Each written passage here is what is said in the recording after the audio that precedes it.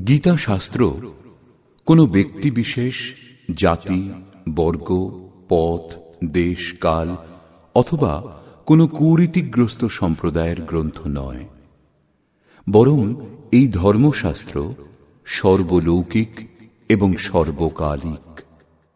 এই শাস্ত্র প্রত্যেক দেশ, প্রত্যেক জাতি, যে কোনো বয়সের প্রতিটি স্ত্রী পুরুষের জন্য, সবার জন্য। গীতা সম্পূর্ণ মানব জাতির ধর্মশাস্ত্র এবং অত্যন্ত গৌরবের বিষয় যে গীতা আপনারও ধর্মশাস্ত্র।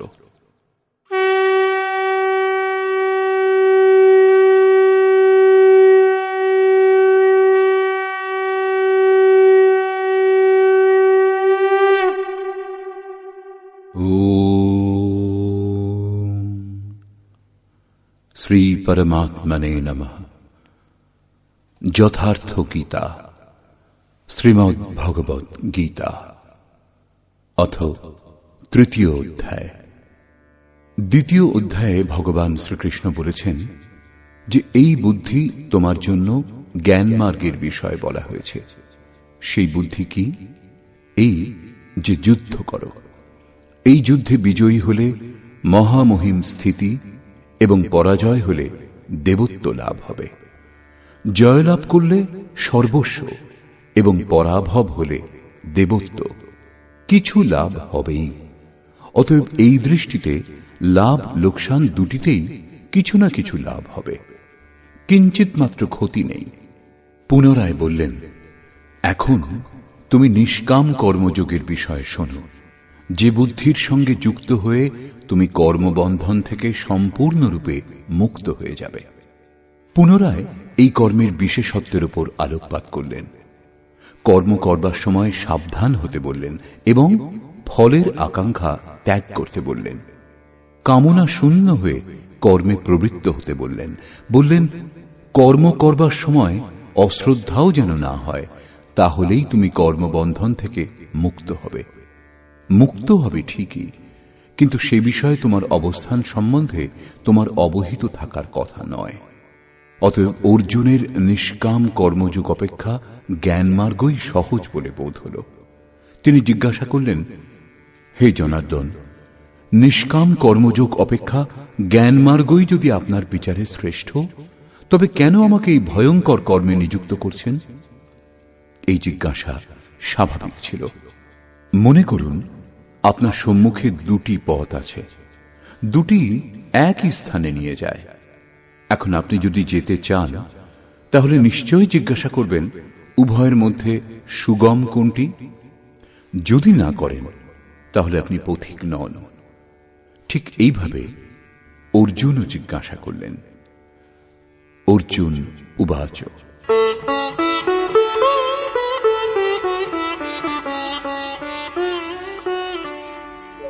जायसी चेत् कर्मणस्ते मता बुद्धिर्जनार्दन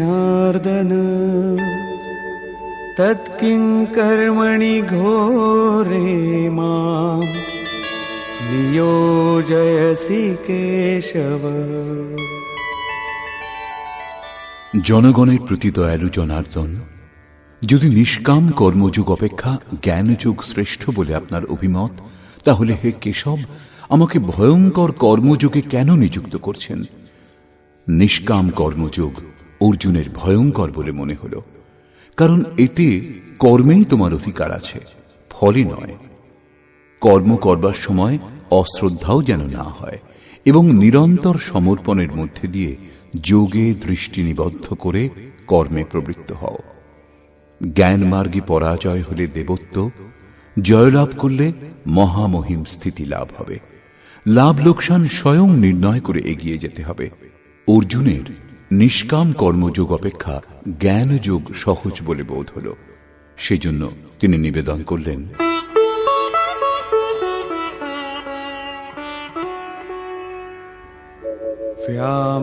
व्यामिश्रेणेव वाक्येन बुद्धिं मोहयसीव मे तदेकं वद निश्चित्य येन श्रेयोऽहमाप्नुयाम्।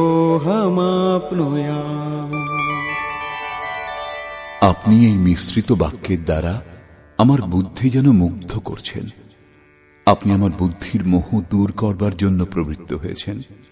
অতএব উভয়ের একটি আমাকে নিশ্চয় করে বলুন, যার দ্বারা আমি শ্রেয়, পরম কল্যাণ, মোক্ষ লাভ করতে পারি। এই প্রসঙ্গে শ্রীকৃষ্ণ বললেন, শ্রী ভগবান উবাচ,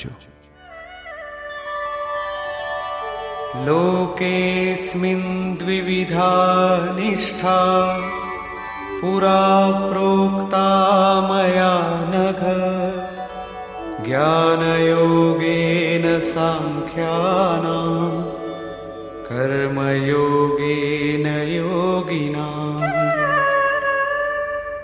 হে নিষ্পাপ অর্জুন, এই লোকে সত্যানুসন্ধানের দুটি ধারার কথা পূর্বে আমার দ্বারা বলা হয়েছে। পূর্বের অর্থ সত্যযুগ অথবা ত্রেতা যুগ নয়, পরন্তু যা দ্বিতীয় অধ্যায়ে বলে এসেছি। জ্ঞানীগণের জন্য জ্ঞান মার্গ এবং যোগীগণের জন্য নিষ্কাম কর্মযোগ বলা হয়েছে। উভয় মার্গ অনুসারে কর্ম করতে হবে, কর্ম অনিবার্য।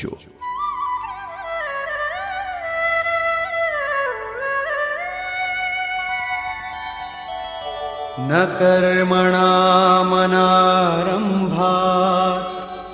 নৈষ্কর্ম্যং পুরুষোষ্ণুতে ন চ সন্ন্যসনাদেব সিদ্ধিং সমধিগচ্ছতি। অর্জুন, কর্ম আরম্ভ না করে কেউ নৈষ্কর্ম লাভ করতে পারে না, এবং যে ক্রিয়া আরম্ভ করা হয়েছে তা পরিত্যাগ করলেই ভগবৎ প্রাপ্তিরূপ পরম সিদ্ধি লাভ হয় না। এখন তোমার জ্ঞান মার্গ ভালো লাগে অথবা নিষ্কাম কর্মমার্গ, উভয় মার্গেই কর্ম করতে হবে। প্রায় এই ক্ষেত্রে ভগবৎ পথে লোকে সহজ পথ এবং সুরক্ষা খুঁজতে আরম্ভ করে। কর্মানুষ্ঠান না করেই নিষ্কর্মী হওয়া যায়, যেন এই ধরনের ভুল না হয়। সেই জন্য শ্রীকৃষ্ণ জোর দিলেন যে কর্ম আরম্ভ না করে কেউ নৈষ্কর্ম লাভ করতে পারে না। শুভাশুভ কর্মের শেষ যেখানে, পরম নৈষ্কর্মের সেই স্থিতি কর্ম করেই লাভ করা যায়। সেইরূপ বহু লোকে বলে যে আমরা জ্ঞানমার্গী, জ্ঞানমার্গে কর্ম নেই। এইরূপ বললেই কর্মত্যাগী জ্ঞানী হয় না।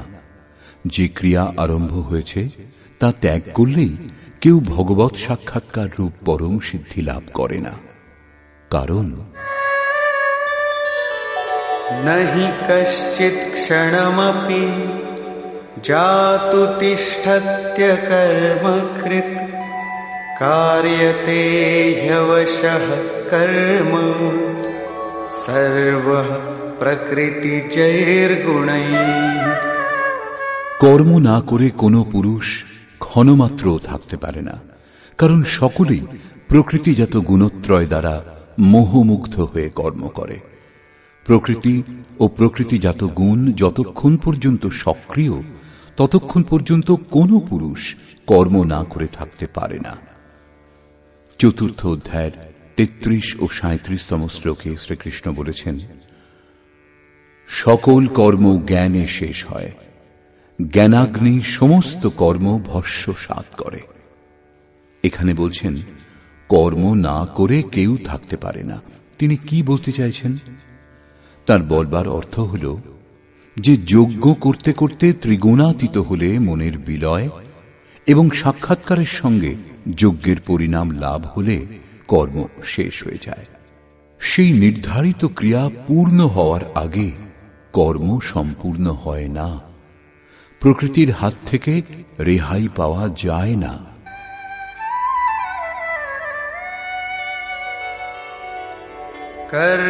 कर्मेन्द्रियाणि संयम्य य आस्ते मनसा स्मरन् इन्द्रियार्थान् विमूढात्मा मिथ्याचार स उच्यते। তা সত্ত্বেও কিছু মূঢ় ব্যক্তি কর্মেন্দ্রিয়গুলি বলপূর্বক রুদ্ধ করে মনে মনে ইন্দ্রিয়ের ভোগ সমূহ স্মরণ করে তাদের মিথ্যাচারী, দাম্ভিক বলে, জ্ঞানী বলে না।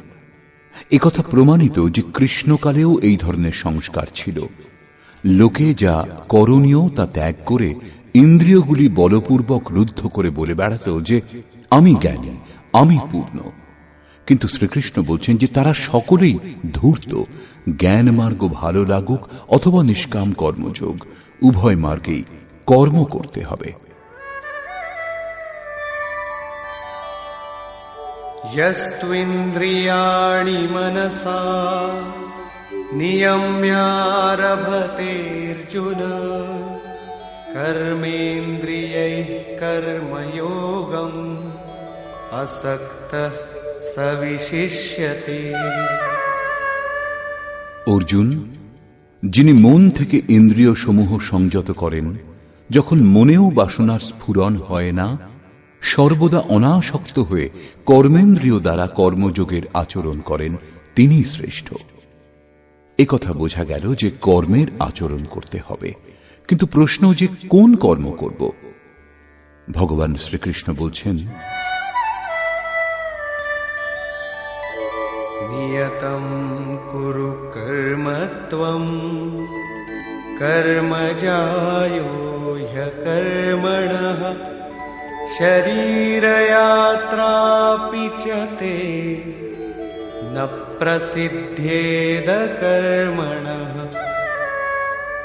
অর্জুন, তুমি নির্ধারিত কর্ম করো, অর্থাৎ কর্মের সংখ্যা অনেক, কিন্তু তার মধ্যে নির্দিষ্ট যে কর্মটি সেই নিয়ত কর্ম করো। কর্ম না করা অপেক্ষা কর্ম করাই শ্রেয়, কারণ কর্ম করে অল্প দূরত্বও অতিক্রম করে থাকলে, যেমন পূর্বে বলেছেন, জন্ম মৃত্যুর মহাভয় থেকে উদ্ধার করে, সেই জন্য শ্রেয়। কর্ম না করলে তোমার দেহযাত্রাও নির্বাহ হবে না। দেহযাত্রার অর্থ লোকে বলে শরীর নির্বাহ। কিরূপ শরীর নির্বাহ? আপনি কি দেহ? এই পুরুষ জন্ম জন্মান্তর, যুগ যুগান্তর ধরে দেহযাত্রাই তো করে আসছে। বস্ত্র জীর্ণ হলে অন্য বস্ত্র ধারণ করে। সেইরূপ কীট পতঙ্গ থেকে শুরু করে মানুষ পর্যন্ত, ব্রহ্মা থেকে শুরু করে যাবন্মাত্র জগৎ পরিবর্তনশীল। উত্তম অধম বিভিন্ন যোনিতে এই জীব নিরন্তর দেহযাত্রাই করে চলেছে। কর্মই এই দেহযাত্রা সম্পূর্ণ করে। মনে করুন, একটা মাত্র জন্ম নিতে হয়েছে, কিন্তু তবু যাত্রা তো সম্পূর্ণ হয়নি। এখনো সে পথিক। যাত্রা সম্পূর্ণ তখনই হবে যখন গন্তব্য এসে যাবে। পরমাত্মাতে স্থিতি লাভ করবার পর আত্মা শরীরে অনুপ্রবেশ করলে আর যাত্রা করতে হয় না। অর্থাৎ শরীর ত্যাগ, শরীর ধারণ এই পর্যায়ে শেষ হয়। অতএব কর্ম পূর্ণতা প্রদান করে। এই পুরুষকে কর্ম সম্পূর্ণ হওয়ার পর আর দেহের যাত্রা করতে হয় না। মোক্ষ সে শুভাত। অর্জুন, এই কর্ম করে তুমি সংসার বন্ধন স্বরূপ অশুভ থেকে মুক্ত হয়ে যাবে। কর্ম সংসার বন্ধন থেকে মুক্ত করে দেয়। এখন প্রশ্ন, সেই নির্ধারিত কর্ম কি? শ্রী ভগবান বলছেন, যজ্ঞার্থাৎ কর্মণোন্যত্র লোকোয়ং কর্মবন্ধনঃ তদর্থং কর্ম কৌন্তেয় মুক্তসঙ্গ সমাচর। অর্জুন, যজ্ঞের অনুষ্ঠানই কর্ম। যে ক্রিয়া দ্বারা যজ্ঞ পূর্ণ হয় সেই ক্রিয়া কর্ম। প্রমাণিত হল যে কর্ম একটি নির্ধারিত প্রক্রিয়া। এছাড়া অন্য কর্ম কি কর্ম নয়? শ্রীকৃষ্ণ বললেন, না, সেসব কর্ম নয়। অন্যত্র লোকোয়ং কর্মবন্ধনঃ। এই যজ্ঞের অনুষ্ঠান ছাড়া জগতে যা কিছু করা, যাতে সারা জগৎ রাত দিন ব্যস্ত, সে সমস্ত এই লোকেরই বন্ধন, কর্ম নয়। কর্ম মোক্ষ সে শুভাত, অশুভ অর্থাৎ সংসার বন্ধন থেকে মুক্তি প্রদান করে। একমাত্র কর্ম হল যজ্ঞের প্রক্রিয়া। অতএব অর্জুন, সেই যজ্ঞ সম্পূর্ণ করার জন্য সঙ্গদোষ থেকে পৃথক অবস্থান করে উত্তম রূপে কর্মের আচরণ করো। সঙ্গদোষ থেকে পৃথক না হলে এই কর্ম সম্পূর্ণ হয় না। এখন স্পষ্ট হল যে যজ্ঞের অনুষ্ঠানকেই কর্ম বলে, কিন্তু এখানে পুনরায় এক নূতন প্রশ্নের উদয় হল যে সেই যজ্ঞ কি যার অনুষ্ঠান করা হবে। সেই জন্য প্রথমে যজ্ঞ কি তা না বলে শ্রীকৃষ্ণ বললেন যে যজ্ঞের উৎপত্তি হল কোত্থেকে, যজ্ঞ থেকে আমরা কি ফল লাভ করি তার বিশেষত্ব বললেন, এবং চতুর্থ অধ্যায়ে স্পষ্ট করেছেন যে যজ্ঞ কি যার অনুষ্ঠান করলে কর্মের আরম্ভ হবে। যোগেশ্বর শ্রীকৃষ্ণের বাণীর নিপুণতাতে এটা স্পষ্ট হয় যে যে বিষয়ের বর্ণনা করবেন প্রথমে তিনি তার বিশেষত্বের বর্ণনা করলেন যাতে শ্রদ্ধা জাগে।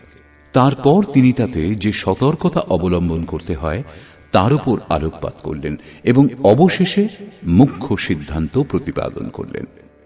এখানে স্মরণ রাখা আবশ্যক, শ্রীকৃষ্ণ কর্মের অন্যান্য অঙ্গের উপর আলোকপাত করেছেন যে কর্ম হল নির্ধারিত ক্রিয়া, নির্ধারিত ক্রিয়া ব্যতীত অন্য কর্ম কর্ম নয়। দ্বিতীয় অধ্যায়ে প্রথমবার কর্মের নাম উল্লেখ করেছেন, তার বিশেষত্বের উপর জোর দিলেন, তাতে যে সতর্কতা অবলম্বন করা হয় তার উপর আলোকপাত করলেন, কিন্তু কর্ম কি বললেন না। এখানে বর্তমান অধ্যায়ে বললেন যে কেউ কর্ম না করে থাকতে পারে না। প্রকৃতির প্রভাবে মানুষ কর্ম করে। এছাড়া যারা ইন্দ্রিয়গুলিকে বলপূর্বক অবরুদ্ধ করে মন থেকে বিষয় চিন্তা করে তারা অহংকারী।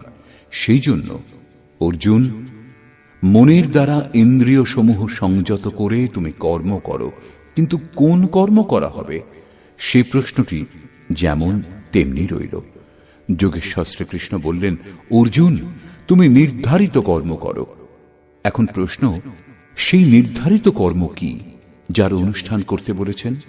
তিনি বলছেন যজ্ঞের অনুষ্ঠান করাই কর্ম। এখন প্রশ্ন ওঠে যে যজ্ঞ কি?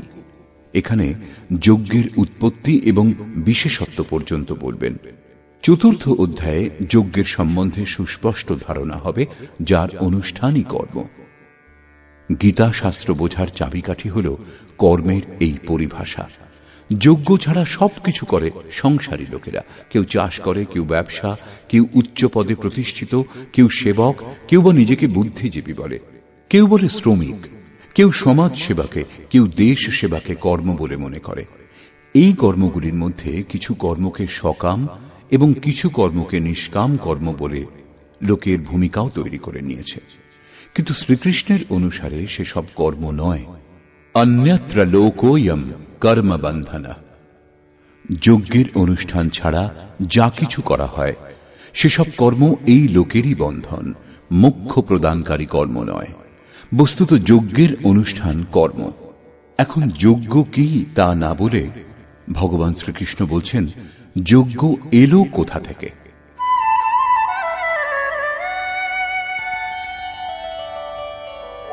सहयज्ञाः प्रजा सृष्ट्वा पुरोवाच प्रजापतिः अनेन प्रसविष्यध्वम् एषवोस्त्विष्टकामधु।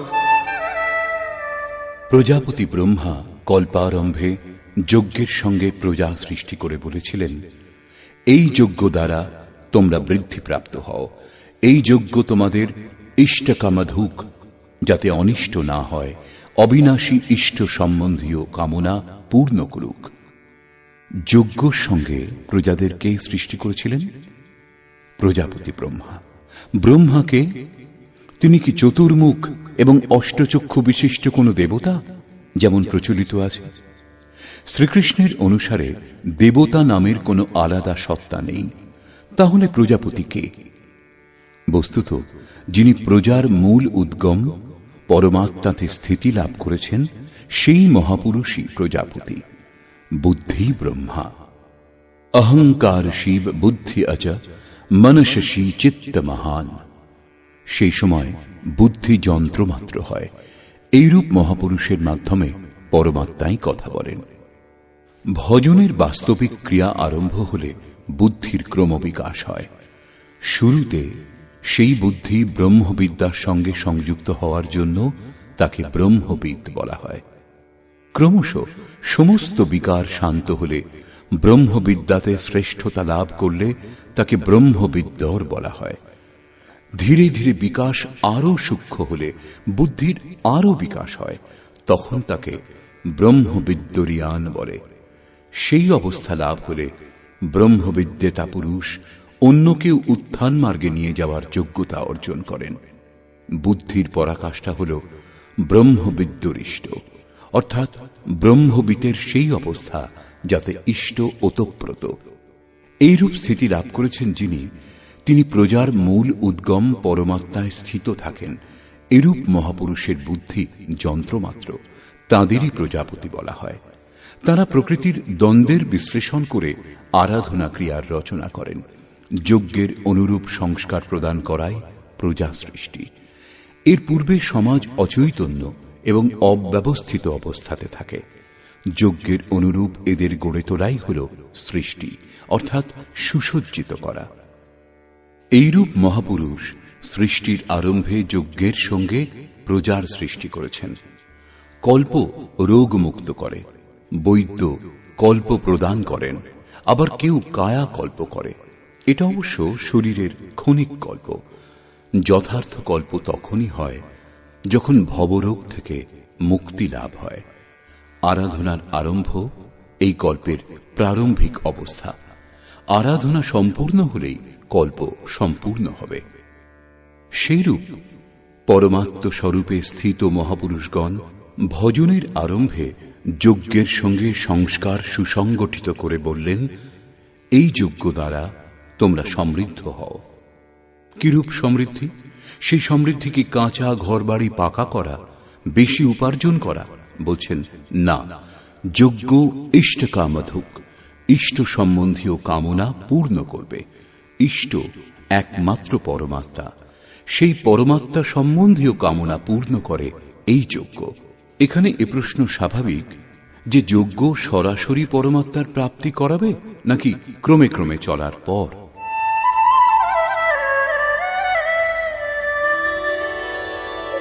দেবান ভাবয়তানেন তে দেবা ভাবয়ন্তু বহ পরস্পরম ভাবয়ন্তঃ শ্রেয়ঃ পরমবাপ্স্যথ। এই যজ্ঞ দ্বারা দেবতাগণের উন্নতি করো, অর্থাৎ দৈবী সম্পদের বৃদ্ধি করো।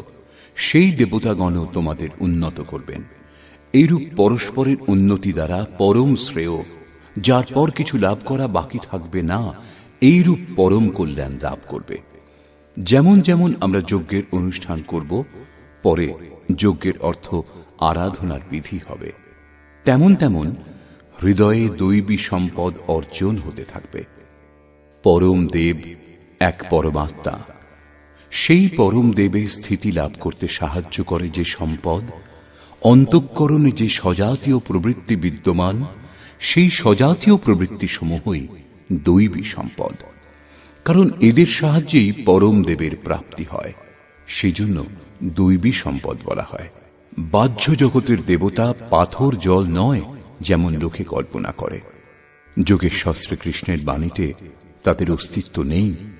তিনি আরো বলছেন,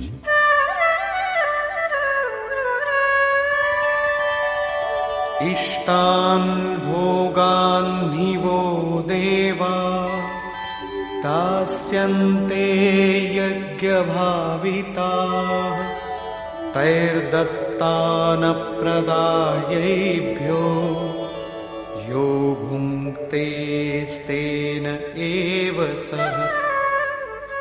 যজ্ঞ দ্বারা সংবর্ধিত দেবতাগণ অর্থাৎ দৈবী সম্পদ আপনাকে ইষ্টান ভোগান হি দাস্যন্তে।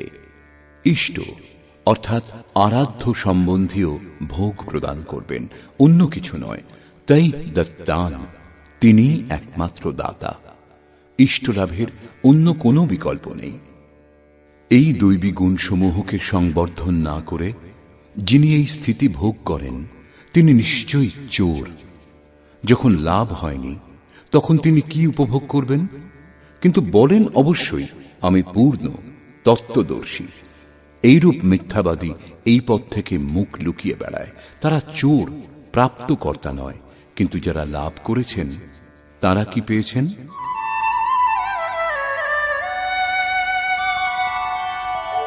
यज्ञशिष्टाशिनः सन्तो मुच्यन्ते सर्वकिल्बिषैः भुञ्जते ते त्वघं पापा ये पचन्त्यात्मकारणात्। যে সাধু পুরুষগণ যজ্ঞাবশেষ অন্ন গ্রহণ করেন তারা সকল পাপ থেকে মুক্ত হন। দৈবী সম্পদের বৃদ্ধি করতে করতে পরিণামে প্রাপ্তিকালই পূর্তিকাল। যজ্ঞ সম্পূর্ণ হয় যখন, তখন অবশিষ্ট যিনি থাকেন তিনি হলেন ব্রহ্ম। সেই ব্রহ্মই আবার অন্ন। একেই শ্রীকৃষ্ণ অন্যভাবে বললেন, যজ্ঞ শিষ্টামৃত ভুজো ইয়ান্তি ব্রহ্ম সনাতনম। যজ্ঞ যার সৃষ্টি করে সেই অসন যিনি গ্রহণ করেন তিনি ব্রহ্মে লীন হন। এখানে তিনি বলছেন যজ্ঞাবশেষ অসন ব্রহ্ম পীযূষ যিনি পান করেন তিনি সকল পাপ থেকে মুক্ত হন। সাধু ব্যক্তি মুক্ত হন, কিন্তু পাপী যারা তারা মোহজাত দেহের পোষণের জন্যই অন্ন পাক করে, পাপান্ন গ্রহণ করে। তারা ভজন করে, আরাধনা বুঝে অগ্রসরও হয়, কিন্তু পরিবর্তে কিছু কামনা করে। আত্মকারণাৎ দেহের এবং এই দেহের সম্বন্ধীয়দের কিছু লাভ হোক, তারা নিশ্চয়ই লাভ করবে, কিন্তু তা ভোগ করবার পর নিজেকে তারা সেখানেই দেখতে পাবে যেখান থেকে ভজন আরম্ভ করেছিল। এর থেকে বেশি ক্ষতি কি হতে পারে? যখন এই দেহটাই নশ্বর, তখন এর সুখ ভোগ কতদিন? তারা আরাধনা করে কিন্তু পরিবর্তে পাপ গ্রহণ করে।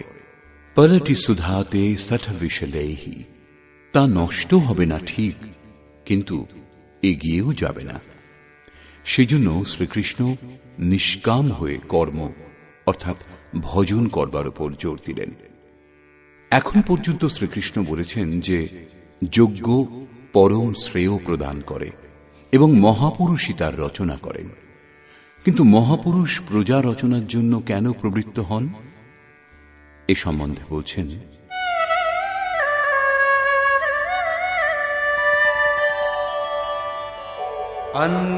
अन्नाद्भवन्ति भूतानि पर्जन्यादन्नसम्भवः यज्ञाद्भवति पर्जन्यो यज्ञः कर्मसमुद्भवः।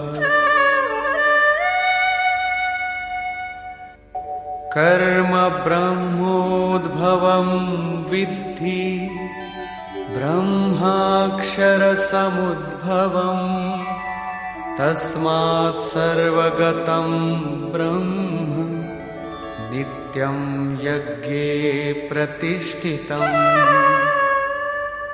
অন্ন থেকে সমস্ত প্রাণী উৎপন্ন হয়। অন্নং ব্রহ্মেতি ব্যজানাৎ, পরমাত্মাই অন্ন। সেই ব্রহ্ম পীযূষকেই উদ্দেশ্য করে প্রাণীগণ যজ্ঞের দিকে অগ্রসর হয়। বৃষ্টি থেকে অন্নের উৎপত্তি হয়। মেঘ থেকে যে বৃষ্টি হয় তা নয়, পরন্তু কৃপা বৃষ্টি। পূর্ব সঞ্চিত যজ্ঞ কর্মই এই জন্মে যেখানে সাধনাতে ব্যবধান উৎপন্ন হয়েছিল সেখানেই ইষ্ট কৃপারূপে বর্ষিত হয়। আজকের আরাধনা কাল কৃপারূপে লাভ হবে, সেই জন্য যজ্ঞ দ্বারা বৃষ্টি হয়। স্বাহা উচ্চারণ এবং তিল জবের আহুতি মাত্র দিলেই যদি বর্ষা হতো, তাহলে বিশ্বের অধিকাংশ মরুভূমি অনুর্বর কেন রয়েছে? উর্বর হয়ে থাকত। এখানে যজ্ঞের পরিণাম কৃপা বৃষ্টি। এই যজ্ঞের অনুষ্ঠান কর্ম দ্বারা হয়। কর্ম করে গেলেই একদিন যজ্ঞ সম্পূর্ণ হয়। সেই কর্ম বেদ থেকে উৎপন্ন জানবে। বেদ হল ব্রহ্মস্থিত মহাপুরুষের বাণী। যে তত্ত্ব অবিদিত তার প্রত্যক্ষ অনুভূতির নাম বেদ, কিছু শ্লোক সংগ্রহ নয়। বেদ অবিনাশী পরমাত্মা থেকে উৎপন্ন হয়েছে জানবে। একথা মহাত্মাগণ বলেছেন, কিন্তু তাঁরা এবং পরমাত্মা ভিন্ন নন। তাঁদের মাধ্যমে অবিনাশী পরমাত্মাই কথা বলেন। সেই জন্যই বেদকে অপৌরুষেয় বলা হয়। মহাপুরুষগণ বেদ পেলেন কোথা থেকে? অবিনাশী পরমাত্মা থেকে বেদের জন্ম হয়েছে। সেই মহাপুরুষগণ, এবং তিনি অভিন্ন, তাঁরা যন্ত্রমাত্র। সেই জন্য তাঁদের মাধ্যমে পরমাত্মাই কথা বলেন। কারণ যজ্ঞের অনুষ্ঠান করে যখন মন নিরুদ্ধ হয়, তখনই পরমাত্মাকে জানা যায়। সেই জন্য সর্বব্যাপী পরম অক্ষর পরমাত্মা সর্বদা যজ্ঞেই প্রতিষ্ঠিত। যজ্ঞের অনুষ্ঠানই তাকে লাভ করবার একমাত্র উপায়। এরই উপর ভগবান জোর দিলেন। एवं प्रवर्तितं चक्रं नानुवर्तयति हयः अघायुरिन्द्रियारामो मोघं पार्थ सजीवति। হে পার্থ, যে ব্যক্তি ইহলোকে মনুষ্য দেহ লাভ করে এই সাধন চক্রের অনুসারে অনুষ্ঠান করে না, অর্থাৎ দৈবী সম্পদের উৎকর্ষ, দেবতাগণের বৃদ্ধি এবং পরস্পর বৃদ্ধি দ্বারা অক্ষয়ধাম লাভ, এই ক্রম অনুসারে যে কর্মে প্রবৃত্ত হয় না, ইন্দ্রিয়গুলির সুখ আকাঙ্ক্ষী সেই পাপী ব্যক্তি বৃথা জীবন ধারণ করে। বন্ধুগণ, যোগেশ্বর শ্রীকৃষ্ণ দ্বিতীয় অধ্যায়ে শুধু কর্মের নাম নিয়েছেন এবং বর্তমান অধ্যায়ে বলছেন নিয়ত কর্মের আচরণ করো। যজ্ঞের প্রক্রিয়াই কর্ম। এছাড়া যা কিছু করা হয় তা এই লোকেরই বন্ধন। এই কারণে সঙ্গদোষ থেকে পৃথক অবস্থান করে যজ্ঞের পূর্তির জন্য কর্মের আচরণ করো। তিনি যজ্ঞের বিশেষত্বের উপর আলোকপাত করলেন এবং বললেন, যজ্ঞের উৎপত্তি হয়েছে ব্রহ্মা থেকে। প্রজা অন্যকে উদ্দেশ্য করে যজ্ঞে প্রবৃত্ত হয়। যজ্ঞ কর্ম থেকে এবং কর্ম অপৌরুষেয় বেদ থেকে উৎপন্ন হয়েছে। বেদ মন্ত্রগুলির দ্রষ্টা মহাপুরুষগণ ছিলেন। তাদের পুরুষকার বিলীন হয়ে গিয়েছিল। প্রাপ্তির পর শেষে অবিনাশী পরমাত্মাই শুধু থাকেন। সেই জন্য বেদ পরমাত্মা থেকে উৎপন্ন। সর্বব্যাপী পরমাত্মা সর্বদা যজ্ঞে প্রতিষ্ঠিত। এই সাধন চক্র অনুসারে যে আচরণ করে না, সেই পাপী ব্যক্তি ইন্দ্রিয় সমূহের সুখ আকাঙ্ক্ষী ব্যর্থই জীবন ধারণ করে। অর্থাৎ যজ্ঞ এমন বিধি যাতে ইন্দ্রিয়গুলির বিশ্রাম নেই, পরন্তু অক্ষয় সুখ বিদ্যমান। ইন্দ্রিয়গুলিকে সংযম করে এর আচরণ করবার বিধান। ইন্দ্রিয় সমূহের সুখ আকাঙ্ক্ষী যারা, তারা পাপী। এখনো শ্রীকৃষ্ণ বলছেন না যজ্ঞ কি, কিন্তু এই যজ্ঞ কি সারা জীবন করে যেতে হবে? কখনো কি সম্পূর্ণ হবে? এই প্রসঙ্গে যোগেশ্বর বলছেন,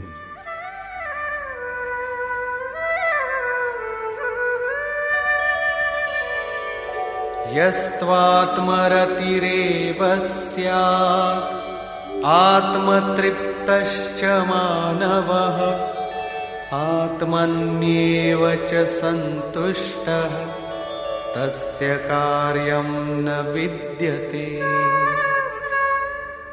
কিন্তু যে ব্যক্তি আত্মাতেই প্রীত, আত্মাতেই তৃপ্ত এবং আত্মাতেই সন্তুষ্ট, তার জন্য কোনো কর্তব্য বাকি থাকে না। এই হল লক্ষ্য। যখন অব্যক্ত, সনাতন, অবিনাশী আত্মতত্ত্ব লাভ হয়ে যায়, তখন আর কার অনুসন্ধান করা হবে? এরূপ পুরুষের কর্মের, আরাধনার প্রয়োজন হয় না। আত্মা ও পরমাত্মা একে অন্যের পর্যায়ভুক্ত। পুনরায় এর বর্ণনা করলেন, নৈব তস্য কৃতেনার্থো না কৃতেনেহ কশ্চন ন চাস্য সর্বভূতেষু কশ্চিদর্থব্যপাশ্রয়ঃ। এই সংসারে সেই পুরুষের কর্ম করেও কোনো লাভ নেই এবং কর্ম না করলেও কোনো লোকসান নেই। কিন্তু আত্মতত্ত্ব লাভ হওয়ার পূর্বে এর প্রয়োজন ছিল। তার সমগ্র প্রাণী জগতের সঙ্গে কোনো স্বার্থ সম্বন্ধ থাকে না। আত্মাই শাশ্বত, সনাতন, অব্যক্ত, অপরিবর্তনশীল ও অক্ষয়। যখন আত্মা লাভ হয়ে গেছে এবং তাতেই সন্তুষ্ট, তাতেই তৃপ্ত, তাতেই ওতপ্রোত এবং স্থিত আছেন, যখন এর থেকে শ্রেষ্ঠ কোনো সত্তা নেই, তখন কার খোঁজ করা হবে, কি লাভ হবে? সেই পুরুষের কর্ম ত্যাগ করলেও কোনো ক্ষতি নেই, কারণ বিকারের চিহ্ন যে চিত্তে পড়ে সেই চিত্তই বিলুপ্ত হয়ে গেছে। তার সকল ভূতে, বাহ্য জগতে এবং আন্তরিক সংকল্পের স্তরে কোনো উদ্দেশ্য থাকে না। সব থেকে বড় উদ্দেশ্য ছিল পরমাত্মাকে লাভ করা। যখন তাকে লাভ করেছেন, তখন অন্য কারুকে তার কি প্রয়োজন? তস্মাদসক্তঃ সততম কার্যং কর্ম সমাচর আসক্তো হ্যাচরন কর্ম পরমাপ্নোতি পুরুষঃ। সেই স্থিতি লাভ করবার জন্য তুমি অনাসক্ত হয়ে নিরন্তর কার্যম কর্ম, করণীয় যে কর্ম, উত্তম রূপে সেই কর্মের অনুষ্ঠান করো।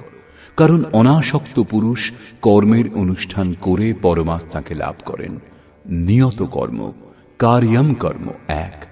কর্মের প্রেরণা দিয়ে তিনি বললেন,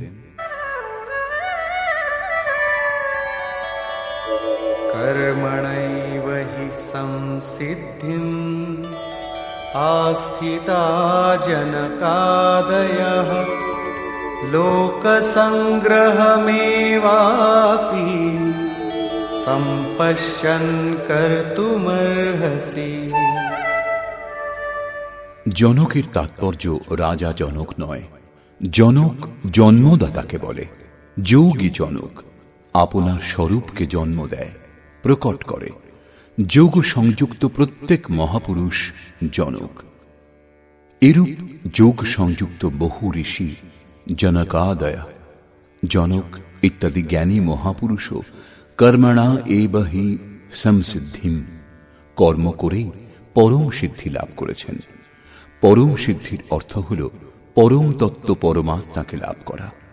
প্রাচীনকালে জনক ইত্যাদি যত মহর্ষি হয়েছেন, এই কার্যম কর্মের দ্বারা, যা যজ্ঞের প্রক্রিয়া, এই কর্ম করেই সমসিদ্ধিম, পরম সিদ্ধি লাভ করেছেন। কিন্তু লাভ করবার পর তাঁরাও লোক সংগ্রহের জন্য কর্ম করেন, লোককল্যাণের জন্য কর্ম করেন। অতএব তুমি প্রাপ্তির পর লোকনায়ক হওয়ার জন্য কর্ম করবার উপযুক্ত। কেন? এখন শ্রীকৃষ্ণ বলছেন যে লাভ করবার পর মহাপুরুষের কর্ম করলে কোনো লাভ হয় না, এবং কর্ম না করলেও তার কোনো লোকসান হয় না। কিন্তু লোক সংগ্রহ, লোকহিতের জন্য তারা উত্তম রূপে কর্মের অনুষ্ঠান করেন।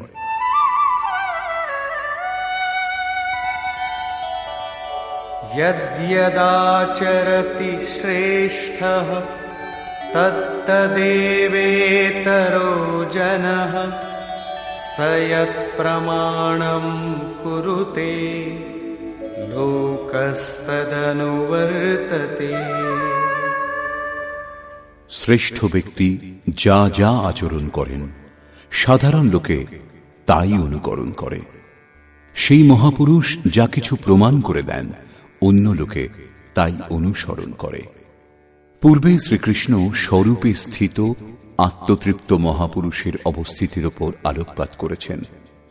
তাঁদের কর্ম করলে কোনো লাভ হয় না এবং ত্যাগ করলে কোনো লোকসানও হয় না। তা সত্ত্বেও জনকাদি উত্তম রূপে কর্মের অনুষ্ঠান করতেন।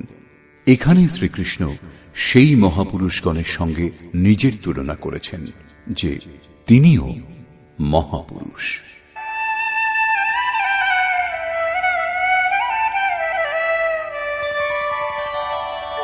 ন মে পার্থাস্তি কর্তব্যম ত্রিষু লোকেষু কিঞ্চন নানবাপ্তমবাপ্তব্যম বর্ত এব চ কর্মণি। হে পার্থ, তিন লোকে আমার কোনো কর্তব্য কর্ম নেই। পূর্বে বলেছেন সেই মহাপুরুষের সর্বভূতের প্রতি কোনো কর্তব্য নেই। এখানে বলছেন, 3 লোকে আমার কোনো কর্তব্য বাকি নেই এবং লাভের যোগ্য বস্তু কিঞ্চিত মাত্র লাভ করতে বাকি নেই। তা সত্ত্বেও আমি উত্তম প্রকার কর্মের আচরণ করি। কেন? यदि ह्यहं न वर्तेयं जातु कर्मण्यतन्द्रितः मम वर्त्मानुवर्तन्ते मनुष्याः पार्थ सर्वशः। কারণ যদি আমি সাবধান হয়ে কর্ম না করি, তাহলে মনুষ্যগণ আমার অবলম্বিত পথেরই অনুগামী হবে। তাহলে আপনার অনুকরণ কি খারাপ? শ্রীকৃষ্ণ বললেন, হ্যাঁ। উৎসীদেয়ুরিমে লোকা ন কুর্যাং কর্ম চেদহং সংকরস্য চ কর্তা স্যাম উপহন্যামি মাঃ প্রজাঃ।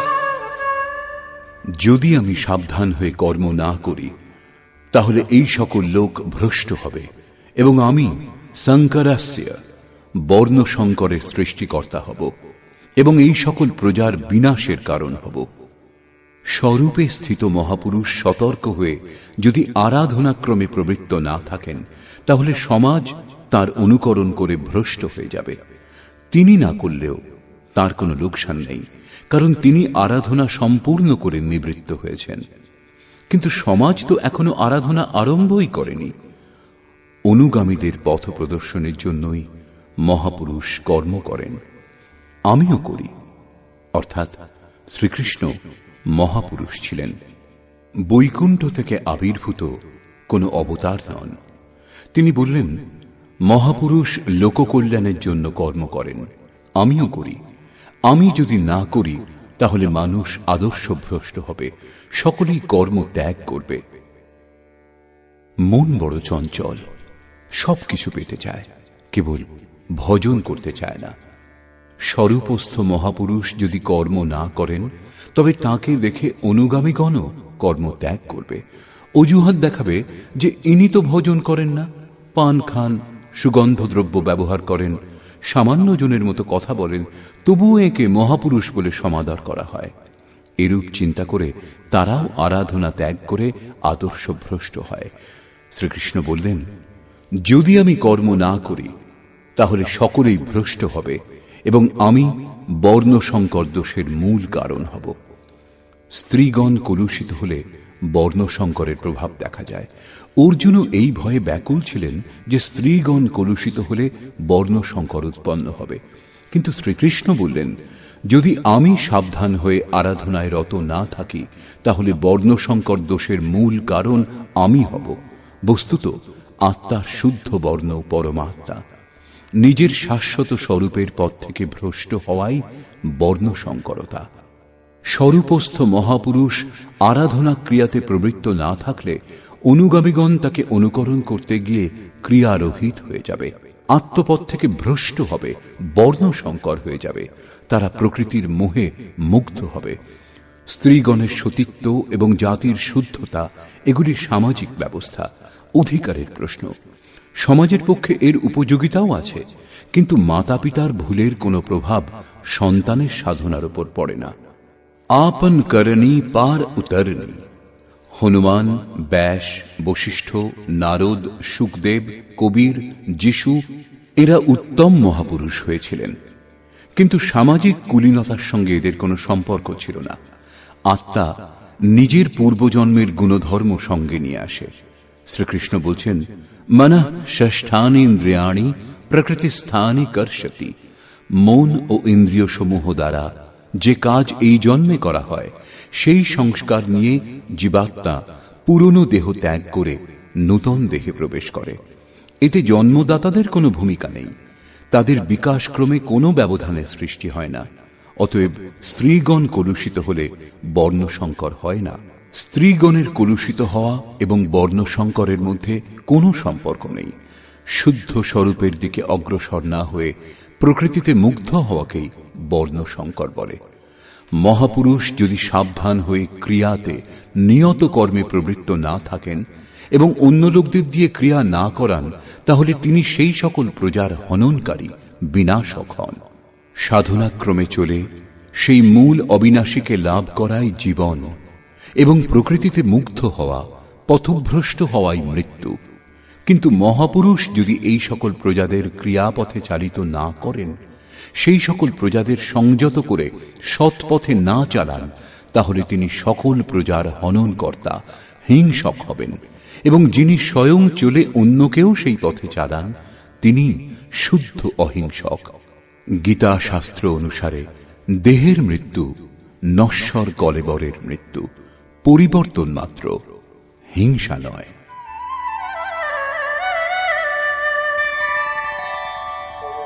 सक्ताः कर्मण्य विद्वांसो यथा कुर्वन्ति भारत कुर्याद् विद्वांस्तथा सक्तः चिकीर्षुर्लोकसंग्रहम्। হে ভারত, অজ্ঞানীগণ আসক্ত হয়ে যেরূপ কর্ম করেন, পূর্ণ জ্ঞাতা বিদ্বান অনাসক্ত হয়ে লোকহৃদয়ে প্রেরণা এবং কল্যাণ সংগ্রহের জন্য সেই রূপ কর্ম করেন। যজ্ঞের বিধি জেনেও করেও আমরা অজ্ঞানী। জ্ঞানের অর্থ হল প্রত্যক্ষভাবে জানা। যতক্ষণ আমরা লেশমাত্র আরাধ্য থেকে পৃথক, ততক্ষণ অজ্ঞান বিদ্যমান। যতক্ষণ অজ্ঞান বিদ্যমান, ততক্ষণ কর্মে আসক্তি থাকে। অজ্ঞানী যতটা আসক্ত হয়ে আরাধনা করেন, ততটাই অনাসক্ত। যার কর্ম করবার প্রয়োজন নেই, তার আসক্তি কেন হবে? এরূপ পূর্ণ জ্ঞাতা মহাপুরুষও লোকহিতের জন্য কর্ম করেন, দৈবী সম্পদের উৎকর্ষ করেন, যাতে সমাজ সেই পথে চলতে পারে।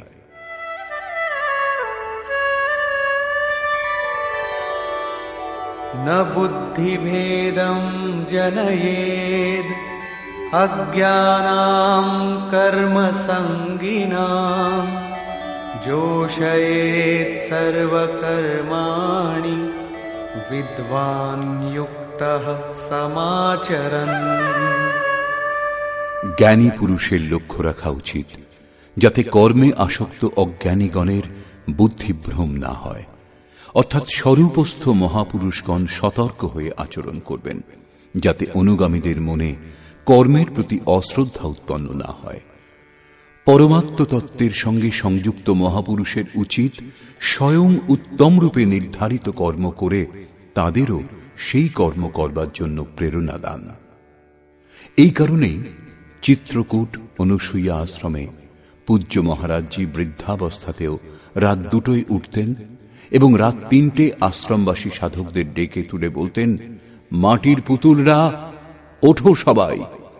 আশ্রমবাসীগণ উঠে যে যার চিন্তন ক্রিয়ায় মগ্ন হয়ে যেতেন। তখন তিনি কিছুক্ষণ গড়িয়ে পুনরায় উঠে বসতেন এবং বলতেন, তোমরা মনে চিন্তা করো যে মহারাজজি শুয়ে আছেন, কিন্তু আমি ঘুমাই না, শ্বাস প্রশ্বাস ক্রিয়ায় রত আছি। এখন বৃদ্ধাবস্থা, বসতে কষ্ট হয়, তাই আমি পড়ে থাকি। কিন্তু তোমাদের তো স্থির ও সোজা হয়ে বসে চিন্তন করা উচিত। যতক্ষণ তৈলধারার মতো শ্বাস প্রশ্বাস ক্রমাগত না পড়ে, লক্ষ্য রাখবে যেন ক্রমভঙ্গ না হয়, মাঝে কোনো সংকল্প যাতে ব্যবধান উৎপন্ন না করতে পারে, ততক্ষণ সতত প্রবৃত্ত থাকা সাধকের ধর্ম। আমার শ্বাস এখন বাঁশের মতো স্থির দাঁড়িয়ে গেছে। অনুগামীদের জন্য মহাপুরুষগণ উত্তম রূপে কর্মে প্রবৃত্ত থাকেন। জিস গুণ কো শিখাবে উসে করকে দিখাবে, অর্থাৎ আপনি আচরি ধর্ম জীবেরে শিখায়। এইরূপ স্বরূপস্থ মহাপুরুষের উচিত স্বয়ং কর্মে প্রবৃত্ত থেকে সাধকদেরও আরাধনায় প্রবৃত্ত হওয়ার জন্য প্রেরণা দান। সাধকদেরও শ্রদ্ধাপূর্বক আরাধনা ক্রিয়াতে প্রবৃত্ত হওয়া উচিত। কিন্তু জ্ঞানযোগী হন অথবা নিষ্কাম কর্মযোগী, সাধকের অহংকার হওয়া উচিত নয়। কার দ্বারা কর্ম হয়, কর্ম সম্পাদনের কারণ কি, এর ওপর শ্রীকৃষ্ণ আলোকপাত করলেন।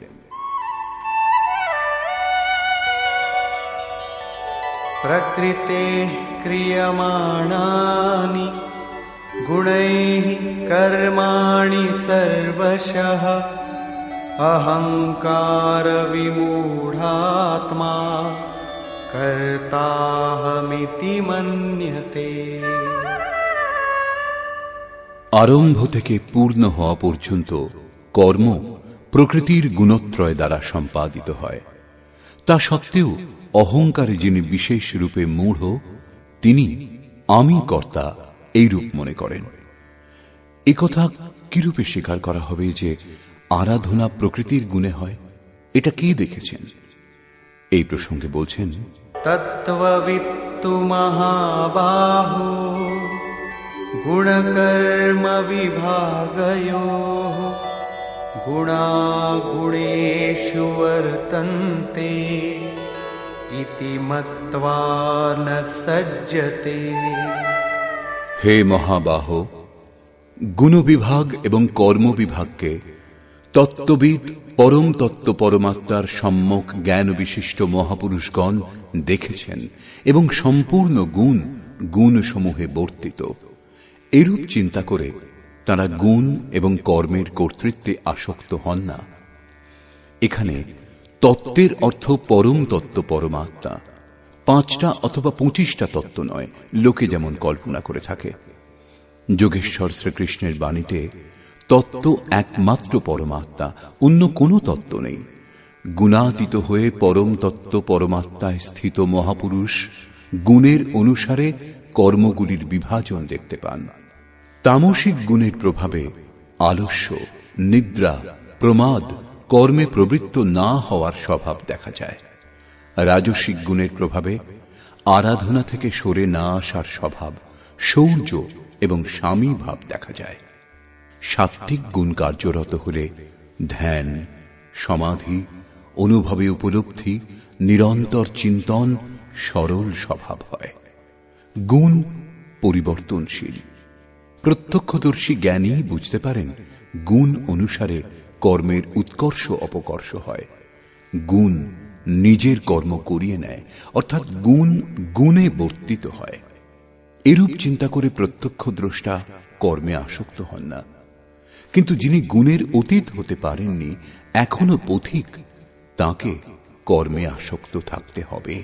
সেই জন্য বললেন, প্রকৃতের গুণ সম্মূঢ়াঃ সজ্জন্তে গুণ কর্মসু তান কৃৎস্নবিদো মন্দান কৃৎস্নবিন্ন বিচালয়েৎ। প্রকৃতির গুণের দ্বারা মুগ্ধ পুরুষগণ কর্মে ক্রমশ নির্মল গুণের উন্নতি দেখে তাতে আসক্ত হন। সেই অসম্পূর্ণ জ্ঞান বিশিষ্ট মন্দান শিথিল চেষ্টা যাদের, তাদের উত্তম জ্ঞান সম্পন্ন জ্ঞানী পুরুষ চালিত করবেন না, তাদের হতোৎসাহ করবেন না, উৎসাহ দেবেন। কারণ কর্ম করেই পরম নৈষ্কর্ম স্থিতি লাভ হবে। নিজের শক্তি ও স্থিতি বুঝে কর্মে প্রবৃত্ত জ্ঞানমার্গী সাধকের উচিত গুণের প্রভাবে কর্মের আচরণ হচ্ছে বলে যেন মনে করেন। নিজেকে কর্তা ভেবে অহংকারী যেন না হয়ে যান। নির্মল গুণলাভ হলেও তাতে আসক্ত যেন না হন। কিন্তু নিষ্কাম কর্মযোগীর কর্ম এবং গুণের বিশ্লেষণ করে সময় নষ্ট করা উচিত নয়। তাকে আত্মসমর্পণ করে শুধু কর্মে প্রবৃত্ত থাকতে হবে। কোন গুণ কার্যরত তা দেখার ভার ইষ্টের। গুণের পরিবর্তন এবং ক্রমশ উত্থান তিনি ইষ্টের কৃপা বলে মনে করেন। কর্মের আচরণও তাঁরই কৃপা বলে মনে করেন। অতএব আমি কর্তা এই অহংকার অথবা গুণে আসক্ত হওয়ার সমস্যা তার থাকে না।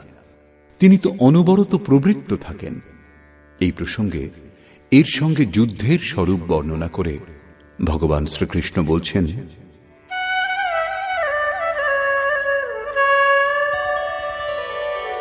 ময়ি সর্বাণি কর্মাণি সন্ন্যস্যাধ্যাত্মচেতসা নিরাশীর্নির্মমো ভূত্বা যুধ্যস্ব বিগতজ্বরঃ।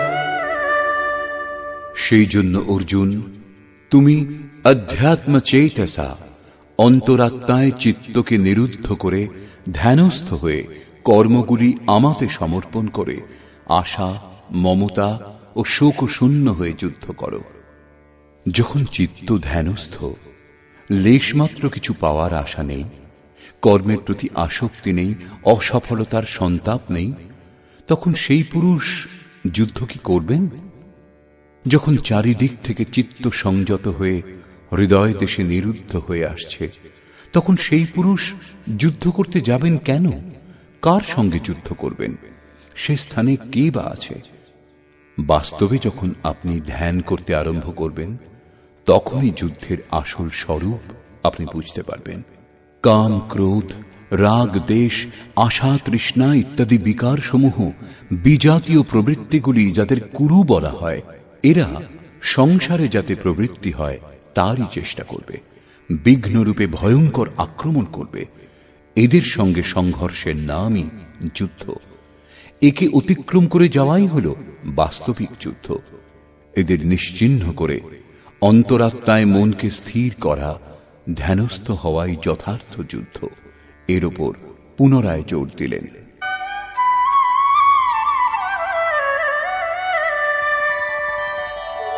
ये मे मतमिदं नित्यं अनुतिष्ठन्ति मानवाः श्रद्धावन्तो न सूयन्तो मुच्यन्ते तेऽपि कर्मभिः। অর্জুন, যারা দোষ ও দৃষ্টি শূন্য হয়ে শ্রদ্ধাবান আত্মসমর্পণের সঙ্গে আমার এই মতের সর্বদা অনুষ্ঠান করেন যে যুদ্ধ করো, তারা সকল কর্ম থেকে মুক্ত হন। যোগেশ্বর শ্রীকৃষ্ণের এই আশ্বাস কেবল হিন্দু, মুসলমান অথবা খ্রিস্টানদের জন্য নয়, পরন্তু মানুষ মাত্রের জন্য। তার বাণী হল যুদ্ধ করো। এই আদেশ থেকে মনে হয় যেন এই উপদেশ কেবল যুদ্ধাকাঙ্ক্ষী ব্যক্তিদের জন্যই ছিল। অর্জুনের সম্মুখে সৌভাগ্যবশত কুরুক্ষেত্রের যুদ্ধের পরিস্থিতি ছিল, কিন্তু আপনার সম্মুখে কোনো যুদ্ধস্থিতি নেই। তাহলে গীতা শাস্ত্রের উপদেশ আপনার কি কাজে লাগবে? কারণ কর্ম থেকে মুক্ত হওয়ার একমাত্র উপায় যুদ্ধ। এটা তাদের জন্য বিবৃত করা হয়েছে, বাস্তবে কিন্তু তা নয়। বস্তুত এটা অন্তর্দেশের যুদ্ধ, ক্ষেত্র এবং ক্ষেত্রজ্ঞের, বিদ্যা এবং অবিদ্যার, ধর্মক্ষেত্র এবং কুরুক্ষেত্রের সংঘর্ষ। আপনি যেমন যেমন ধ্যানে চিত্তকে নিরুদ্ধ করবার চেষ্টা করবেন, তেমন তেমন বিজাতীয় প্রবৃত্তিগুলি বিঘ্নরূপে ভয়ঙ্করভাবে আক্রমণ করবে। তাদের শান্ত করে চিত্তকে নিরুদ্ধ করার চেষ্টাই যুদ্ধ। যিনি দোষ দৃষ্টি মুক্ত হয়ে শ্রদ্ধাপূর্বক এই যুদ্ধে প্রবৃত্ত হন, তিনি কর্মবন্ধন থেকে, বারবার আসা যাওয়া থেকে সম্পূর্ণরূপে মুক্ত হয়ে যান। যারা এই যুদ্ধে প্রবৃত্ত হয় না, তাদের কোন গতি হয়? এ প্রসঙ্গে বলছেন, ये त्वेतदभ्यसूयन्तो नानुतिष्ठन्ति मे मतम् सर्वज्ञानविमूढांस्तान् विद्धि नष्टान चेतसः। যে দোষ দৃষ্টিযুক্ত অচেতসঃ অর্থাৎ মোহনিশায় অচেতন ব্যক্তিগণ আমার এই মতের অনুসারে অনুষ্ঠান করে না, অর্থাৎ ধ্যানস্থ হয়ে আশা, মমতা, সন্তাপ রহিত হয়ে আত্মসমর্পণ করে যুদ্ধে প্রবৃত্ত হয় না, সর্বজ্ঞান বিমূঢ়ান, জ্ঞান পথে সর্বদা মোহমুক্ত সেই ব্যক্তিগণকে তুমি কল্যাণভ্রষ্টই জানবে। যদি এটাই সত্য, তাহলে লোকে এর অনুষ্ঠান করে না কেন? এই প্রসঙ্গেও বললেন, सदृशं चेष्टते स्वस्याः प्रकृतेर्ज्ञानवानपि प्रकृतिं यान्ति भूतानि निग्रहः किं करिष्यति।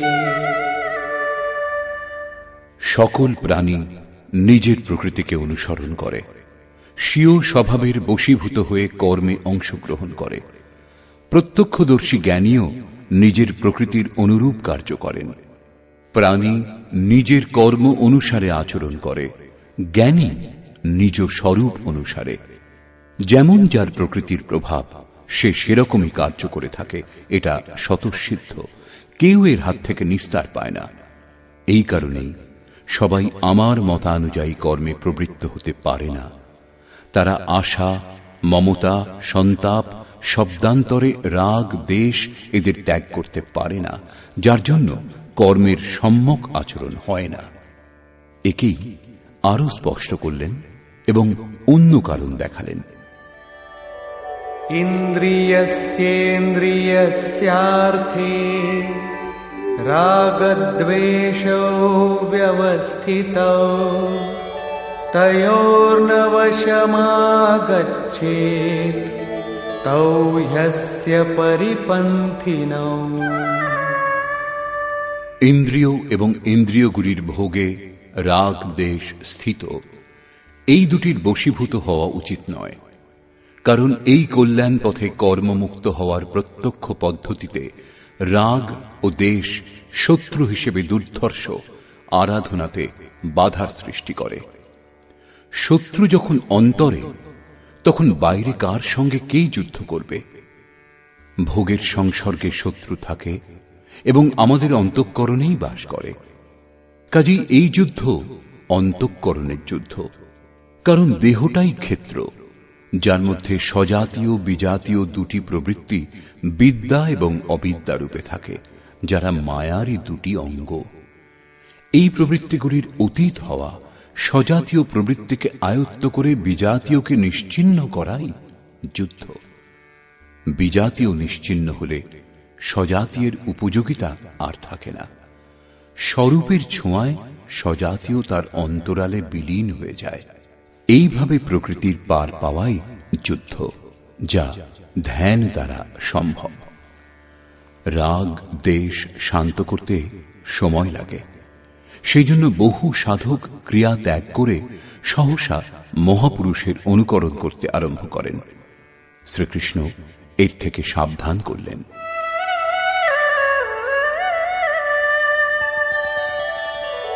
শ্রেয়ান স্বধর্মো বিগুণঃ পরধর্মাৎ স্বনুষ্ঠিতাৎ স্বধর্মে নিধনম শ্রেয়ঃ পরধর্মো ভয়াবহ। একজন সাধক 10 বছর ধরে সাধনায় প্রবৃত্ত এবং অন্য একজন আজ সাধনায় প্রবৃত্ত হয়েছে। উভয়ের ক্ষমতা এক হবে না। প্রারম্ভিক সাধক যদি তার অনুকরণ করে, তাহলে সে তার নিজের যোগ্যতাটুকুও হারিয়ে ফেলবে। এই প্রসঙ্গেই শ্রীকৃষ্ণ বলছেন, উত্তম রূপে আচরিত পরধর্ম অপেক্ষা গুণরহিত নিজ ধর্ম অধিক উত্তম। কর্মে প্রবৃত্ত হওয়ার স্বভাবজাত ক্ষমতাই স্বধর্ম। নিজের ক্ষমতা অনুসারে সাধক কর্মে প্রবৃত্ত হলে একদিন মুক্তি লাভ করে। অতএব স্বধর্ম আচরণে মৃত্যুও পরম কল্যাণকর। যেখানেই সাধনে ছেদ পড়ে, আবার দেহ লাভ করার পর সেখান থেকেই পুনরায় যাত্রা আরম্ভ হয়। আত্মার মৃত্যু হয় না। দেহের, বস্ত্রের পরিবর্তন হলেও বিচার বুদ্ধি বদলায় না। নিজের থেকে শ্রেষ্ঠ ব্যক্তির অনুকরণ করতে আরম্ভ করলে সাধক ভয় পাবেন। ভয় প্রকৃতিতে হয়, পরমাত্মায় নয়। প্রকৃতির আবরণ আরো ঘনীভূত হবে। ভগবৎ পথে অনুকরণের বাহুল্য দেখা যায়। একবার পূজ্য মহারাজজির প্রতি আকাশবাণী হয়েছিল যে তিনি যেন অনুসূয়াতে গিয়ে বসবাস করেন। তখন তিনি জম্মু থেকে চিত্রকূট এসেছিলেন এবং অনুসূয়ার ঘোর জঙ্গলে বাস করতে আরম্ভ করেছিলেন। অনেক মহাত্মা ওই পথ দিয়ে যাতায়াত করতেন। তাদের মধ্যে একজন লক্ষ্য করেছিলেন যে পরমহংসজি দিগম্বর অবস্থাতে থাকেন এবং তার সম্মানও অনেক। তখন সেই মহাত্মাও কৌপিন ত্যাগ করলেন। দণ্ডকমণ্ডলু অন্য এক সাধুকে দিয়ে ত্যাগী দিগম্বর সেজে বসলেন। কিছুকাল পরে এসে দেখলেন পরমহংসজি লোকের সঙ্গে কথাবার্তা বলেন, প্রয়োজন মতো সময় সময় তাড়না দেওয়ার ছলে অপশব্দও ব্যবহার করেন। মহারাজজির প্রতি আদেশ হয়েছিল তিনি যেন ভক্তদের কল্যাণার্থে কিছু তিরস্কার করেন, এই পথের পথিকদের ওপর প্রখর দৃষ্টি রাখেন। মহারাজের অনুকরণ করে সেই মহাত্মাও গালাগাল দিতে আরম্ভ করলেন, কিন্তু তার পরিবর্তে লোকেও তাকে ভালো মন্দ দু কথা শুনিয়ে দিত। তিনি তখন বলেছিলেন, পরমহংসজিকে কেউ কিছু বলে না, আর এখানে তো মুখে মুখে জবাব দিচ্ছে। বছর 2 পরে ফিরে এসে সেই মহাত্মা দেখেছিলেন যে পরমহংসজি গদিতে বসে লোকে পাখা দিয়ে বাতাস করছে, চামর ব্যজন করছে। তিনিও দেখা দেখি সেই জঙ্গলের এক ভাঙা বাড়িতে তক্তাপোষ আনিয়ে তাতে গদি পেতে 2টি লোক নিযুক্ত করলেন চামর ব্যজন করবার জন্য। প্রতি সোমবার ভিড়ও হতে লাগল। পুত্রের ইচ্ছুক 50 টাকা দিন, কন্যার ইচ্ছুক 25 টাকা দিন, পরন্তু কথায় বলে উঘরে অন্ত না হই নিবাহ। 1 মাসের মধ্যেই সেই সাধুকে সে স্থান ত্যাগ করে অন্যত্র যেতে হয়েছিল। মান প্রতিষ্ঠা সব খুইয়ে বসেছিলেন। এই ভগবৎ পথে অনুকরণের কোনো স্থান নেই। সাধকের উচিত স্বধর্মেরই আচরণ করা। স্বধর্ম কি? 2য় অধ্যায়ে শ্রীকৃষ্ণ স্বধর্মের উল্লেখ করেছিলেন। স্বধর্ম লক্ষ্য করলেও তুমি যুদ্ধ করার উপযুক্ত পাত্র। এর চেয়ে শ্রেষ্ঠ কল্যাণকর পথ ক্ষত্রিয়ের জন্য আর নেই। স্বধর্মে অর্জুন ক্ষত্রিয়। যোগেশ্বর সংকেত করলেন, অর্জুন, যারা ব্রাহ্মণ তাদের জন্য বেদের উপদেশ ক্ষুদ্র জলাশয়ের তুল্য। তুমি বেদের ঊর্ধ্বে ওঠো এবং ব্রাহ্মণ হও। অর্থাৎ স্বধর্মে পরিবর্তন সম্ভব। এখানে পুনরায় বললেন, রাগ দেশের বশীভূত হইও না, এদের কাটিয়ে ওঠো, স্বধর্মই শ্রেয়স্কর। তার বলবার অর্থ এই নয় যে অর্জুন কোন ব্রাহ্মণের অনুকরণ করে তার মতো বেশভূষা ধারণ করুক। কর্মের একমাত্র পথকেই মহাপুরুষগণ 4টি শ্রেণীতে বিভক্ত করেছেন: নিকৃষ্ট, মধ্যম, উত্তম এবং অতি উত্তম। এই শ্রেণী বিভাগকে সাধকের জন্য ক্রমশ শূদ্র, বৈশ্য, ক্ষত্রিয় এবং ব্রাহ্মণের সংজ্ঞা দিলেন। শূদ্র স্থিতি সেবা ধর্ম থেকেই কর্মের আরম্ভ হয় এবং সাধনাক্রমে ওই সাধকই ব্রাহ্মণের স্থিতি লাভ করতে পারেন। এর পরের অবস্থাতে সাধক যখন পরমাত্মায় স্থিতি লাভ করেন তখন ন ব্রাহ্মণ ন ক্ষত্রিয় ন বৈশ্য ন শূদ্র চিদানন্দরূপ শিবোহম শিবোহম। তিনি বর্ণগুলির ঊর্ধ্বে উঠে যান। এ কথাই শ্রীকৃষ্ণও বললেন যে চাতুর্বর্ণং ময়া সৃষ্টং, এই 4 বর্ণের সৃষ্টিকর্তা আমি। তাহলে কি জন্মের আধারে মানুষের জাতি বিভাগ করা হয়েছে? না, গুণ কর্ম বিভাগশ, গুণের আধারে কর্ম বিভাগ করেছি। কর্ম কি? তা কি সাংসারিক কর্ম? শ্রীকৃষ্ণ বললেন, না, তা হল নিয়ত কর্ম। এই নিয়ত কর্ম কি? তিনি বললেন, যজ্ঞের প্রক্রিয়াই নিয়ত কর্ম। যার দ্বারা শ্বাসকে প্রশ্বাসে আহুতি, প্রশ্বাসকে শ্বাসে আহুতি, ইন্দ্রিয় সংযম ইত্যাদি, যার শুদ্ধ অর্থ হল আরাধনা, যোগ সাধনা। আরাধ্য দেব পর্যন্ত পৌঁছিয়ে দেয় যে বিধি বিশেষ, তাই হল আরাধনা। এই আরাধনা কর্মকেই 4টি শ্রেণীতে বিভাগ করা হয়েছে। যার যেমন ক্ষমতা, সেই ক্ষমতা অনুযায়ী নিজ শ্রেণী থেকেই তার আরম্ভ করা উচিত।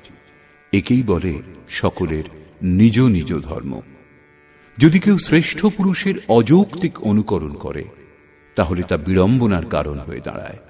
তার নাশ হবে না, কারণ এতে বীজের নাশ নেই, কিন্তু সে প্রকৃতির চাপে ভয়াক্রান্ত, দিনহীন নিশ্চয়ই হয়ে যাবে। যদি প্রথম শ্রেণীর কোনো ছাত্র স্নাতক শ্রেণীতে বসতে আরম্ভ করে তাহলে কি তার পাঠ্য বিষয় বোধগম্য হবে? সে প্রারম্ভিক বর্ণমালা থেকেও বঞ্চিত হয়ে যাবে। অর্জুন প্রশ্ন করলেন যে মানুষ স্বধর্মের আচরণ করতে পারে না কেন? अर्जुन उवाच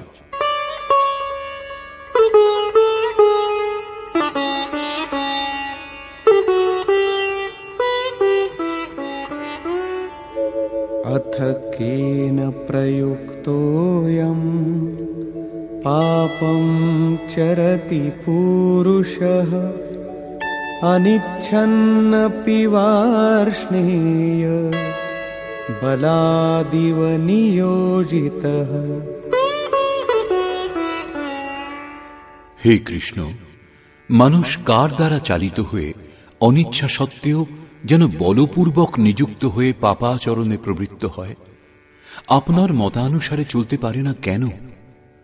এই প্রসঙ্গে যোগেশ্বর শ্রীকৃষ্ণ বললেন, শ্রী ভগবানুবাচ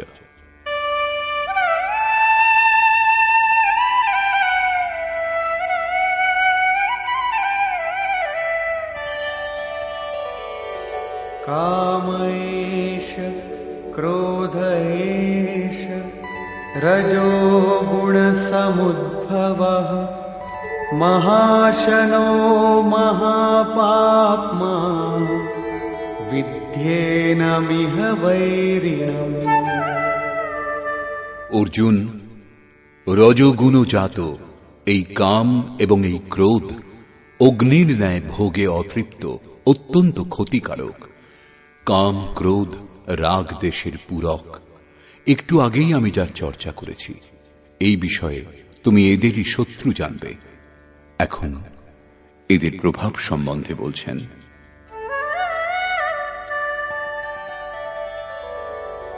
धूमेनाव्रियते वह्निः यथादर्शो मलेन च यथोल्बेनावृतो गर्भः तथा तेनेदमावृतम्। যেরূপ ধূম দ্বারা অগ্নি, ময়লা দ্বারা দর্পণ এবং জরায়ুর দ্বারা গর্ভ আবৃত থাকে, সেরূপ কাম ক্রোধাদি বিকার সমূহ দ্বারা এই জ্ঞান আবৃত থাকে। ভিজে কাঠ জ্বালালে কেবল ধোঁয়াই হয়, আগুন থাকা সত্ত্বেও শিখার রূপ নিতে পারে না। ময়লা দিয়ে ঢাকা দর্পণে যেরূপ প্রতিবিম্ব স্পষ্ট হয় না, জরায়ুর দ্বারা যেরূপ গর্ভ আবৃত থাকে, সেরূপ এই বিকারগুলি থাকতে পরমাত্মার প্রত্যক্ষ জ্ঞান হয় না। आवृतं ज्ञानमेतेन ज्ञानिनो नित्यवैरिणा कामरूपेण कौन्तेय दुष्पूरेणानलेन च। কৌন্তেয়, অগ্নির ন্যায় ভোগে অতৃপ্ত জ্ঞানীর চিরশত্রু এই কাম দ্বারা জ্ঞান আবৃত থাকে। এখন শ্রীকৃষ্ণ কাম এবং ক্রোধ দুটি শত্রুর কথা বললেন। এই শ্লোকে তিনি কেবল একটা শত্রু কামের বিষয় বললেন। বস্তুত কামের মধ্যে ক্রোধের অন্তর্ভাব বিদ্যমান। কামনা পূর্ণ হলে ক্রোধ শান্ত হয়, কিন্তু কামনা শেষ হয় না। কামনা পূরণে বাধা উৎপন্ন হলেই পুনরায় ক্রোধ জেগে ওঠে। কামের অন্তরালে ক্রোধ নিহিত থাকে। এই শত্রুর উৎস কোথায়, কোথায় একে খুঁজবে? শত্রুর নিবাস জানা থাকলে এর সমূল বিনাশে সুবিধা হবে। এই প্রসঙ্গে শ্রীকৃষ্ণ বললেন, ইন্দ্রিয়াণি মনো বুদ্ধি अस्याधिष्ठानमुच्यते एतैर्विमोहयत्येष ज्ञानमावृत्य देहिनम्। ইন্দ্রিয় সমূহ মন এবং বুদ্ধি এদেরই কামের আশ্রয় বলা হয়। কাম, মন, বুদ্ধি এবং ইন্দ্রিয় সমূহের দ্বারাই জ্ঞানকে আবৃত করে জীবকে মোহমুগ্ধ করে। তস্মাৎ ত্বমিন্দ্রিয়াণ্যাদৌ নিয়ম্য ভরতর্ষভ পাপ্মানং প্রজহিয়েনং জ্ঞান বিজ্ঞাননাশনম। সেই জন্য অর্জুন, তুমি আগে ইন্দ্রিয়গুলিকে নিয়ম্য সংযত করো, কারণ এর অন্তরালে শত্রু বিদ্যমান। তা তোমার দেহের ভিতরে বাইরে খুঁজলে কোথাও পাবে না। এটা হৃদয় রাজ্যের অন্তর্জগতের যুদ্ধ। ইন্দ্রিয় সমূহকে বশ করে জ্ঞান এবং বিজ্ঞানের বিনাশক এই ক্ষতিকারক কামের নাশ করো। কাম সহজে আয়ত্তে আসে না, অতএব বিকারের নিবাস স্থানকেই অবরুদ্ধ করো, ইন্দ্রিয় সমূহকেই সংযত করো। কিন্তু ইন্দ্রিয় সমূহ এবং মনকে সংযত করা খুব কঠিন। আমি কি তা করতে পারব? এই প্রসঙ্গে শ্রীকৃষ্ণ তাঁর সামর্থ্য বলে উৎসাহ দিচ্ছেন।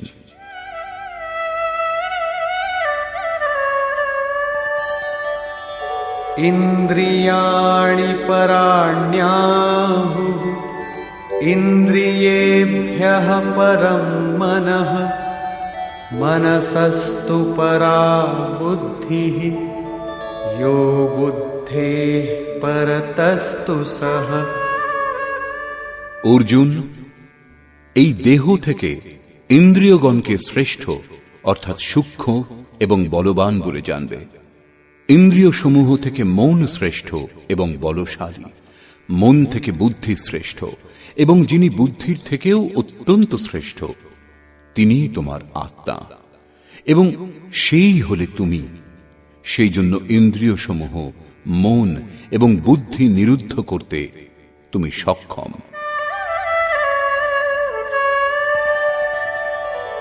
एवं बुद्धेः परं बुद्ध्वा संस्तभ्यात्मानमात्मना जहि शत्रुं महाबाहो कामरूपं दुरासदम्।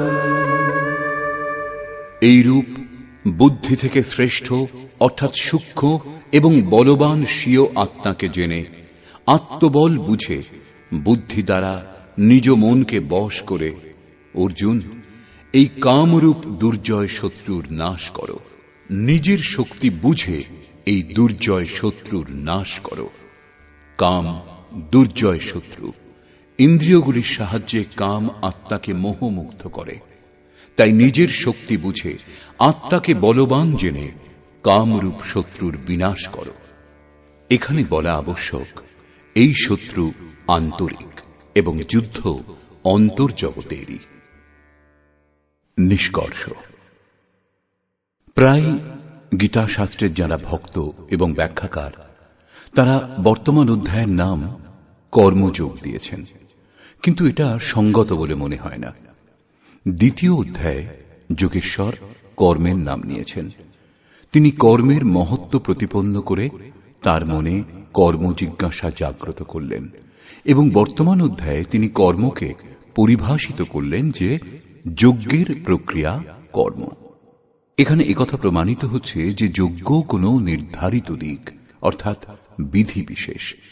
এছাড়া জগতে যা কিছু করা হয় তা এই লোকেরই বন্ধন।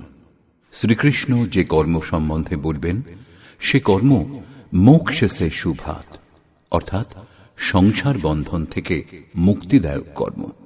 শ্রীকৃষ্ণ যজ্ঞের উৎপত্তির বিষয়ে বললেন।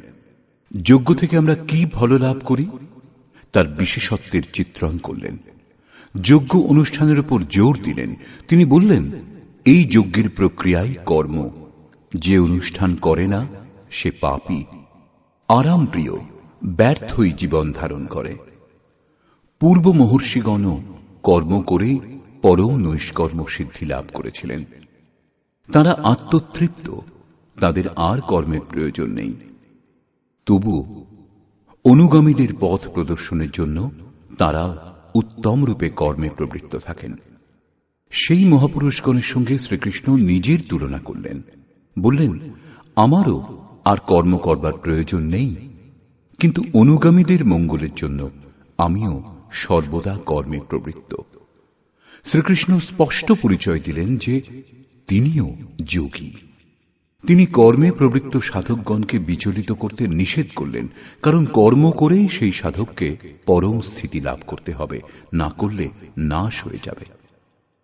এই কর্ম অনুষ্ঠানের জন্য শ্রীকৃষ্ণ ধ্যানস্থ হয়ে যুদ্ধ করতে বললেন। দুচোখ বন্ধ, ইন্দ্রিয় সমূহ সংযত করে, মন নিশ্চল করে চিত্ত নিরুদ্ধ করার অভ্যাস। সে কিরকম যুদ্ধ? না সে সময় কাম, ক্রোধ, রাগ, দেশ ইত্যাদি সাধকের জন্য বাধক হয়ে দাঁড়ায়। এই বিজাতীয় প্রবৃত্তিসমূহের হাত থেকে উদ্ধার হওয়ার চেষ্টাই যুদ্ধ। আসুরী সম্পদ কুরুক্ষেত্র। বিজাতীয় প্রবৃত্তিগুলির এক একটাকে নাশ করে ধ্যানে মগ্ন হওয়ার চেষ্টাই যুদ্ধ। বস্তুত ধ্যানেই যুদ্ধ নিহিত। বর্তমান অধ্যায়ের সারাংশ এটাই। এতে যজ্ঞের বাস্তবিক স্বরূপ স্পষ্ট হয়নি, কর্মের বিধিবিধানেরও সম্যক অনুভব হয়নি। যজ্ঞের স্বরূপ স্পষ্ট হলেই কর্ম কি তা বোঝা যাবে। এখনো কর্ম স্পষ্ট হয়নি। বর্তমান অধ্যায়ে কেবল স্থিতপ্রজ্ঞ মহাপুরুষের প্রশিক্ষণাত্মক দিকের ওপর জোর দেওয়া হয়েছে। এই নির্দেশ গুরুজনদের জন্য। তাঁরা যদি কর্মানুষ্ঠান নাও করেন তবুও তাতে তাঁদের কোনো লোকসান নেই, করলে কোনো লাভও নেই।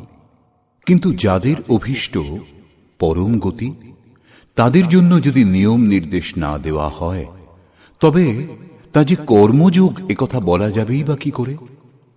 যোগেশ্বর বলেছেন, যজ্ঞের প্রক্রিয়াই কর্ম, কিন্তু সেই কর্মের স্বরূপ স্পষ্ট করলেন না এবং যজ্ঞ কি তা বললেন না।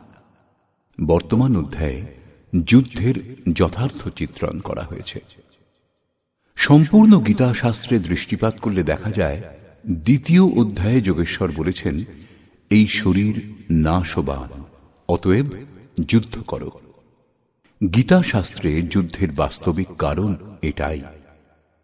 পরে জ্ঞান যোগের বিষয়ে ক্ষত্রিয়ের জন্য যুদ্ধই কল্যাণের একমাত্র সাধন বলা হয়েছে।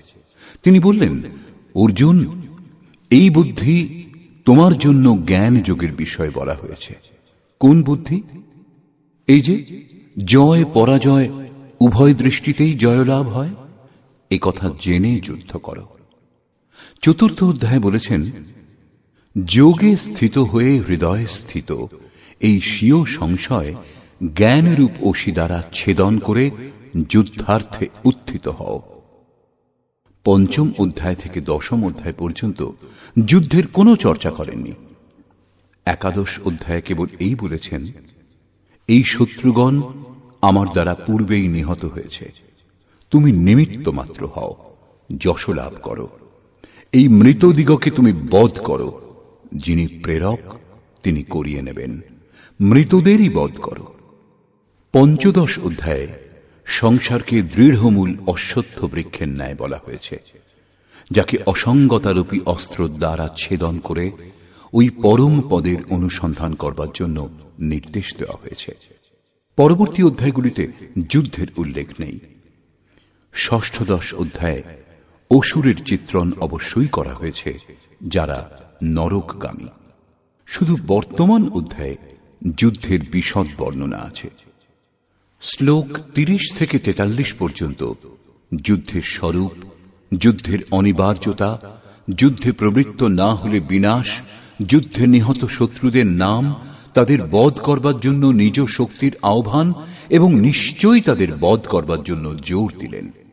বর্তমান অধ্যায়ে শত্রু এবং শত্রুর আন্তরিক স্বরূপ স্পষ্ট রূপে বর্ণনা করা হয়েছে, যাদের বিনাশ করবার জন্য প্রেরণা প্রদান করা হয়েছে। এই প্রকার শ্রীমদ্ ভগবৎ গীতারূপী উপনিষদ এবং ব্রহ্মবিদ্যা তথা যোগশাস্ত্র বিষয়ক শ্রীকৃষ্ণ এবং অর্জুনের সংবাদে শত্রু বিনাশ প্রেরণা নামক তৃতীয় অধ্যায় পূর্ণ হল।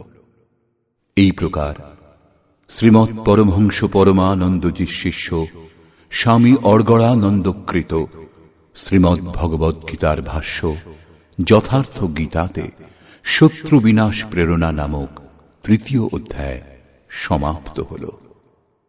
হরি ওম তৎসৎ।